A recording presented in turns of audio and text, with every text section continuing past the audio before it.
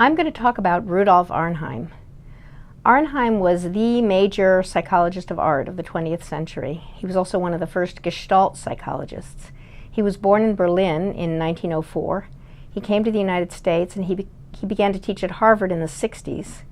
He was never a formal teacher of mine, but I sat in on a few of his final lectures at Harvard before he retired and took a retirement position at the University of Michigan.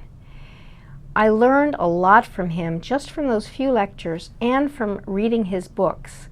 And what I learned about was how to look at paintings, how to see the dynamics of composition of paintings. I also learned how to look at children's drawings and how to understand that the oddities in children's drawings that we all notice and smile at are actually not deficiencies, but things with their own logic.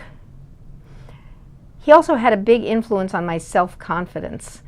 When I first got out of graduate school, I began to write a book on the psychology of art called Invented Worlds: An Introduction to the Psychology of Art. And I sent him a draft of the book in the hopes that he might like it and might write a foreword for it. And I sent it to him with great trepidation. And I met him soon thereafter at a conference, and he said, "Oh, you're the person who wrote the book, and it's good, and I like it." And that comment single-handedly gave me the self-confidence to go on writing books.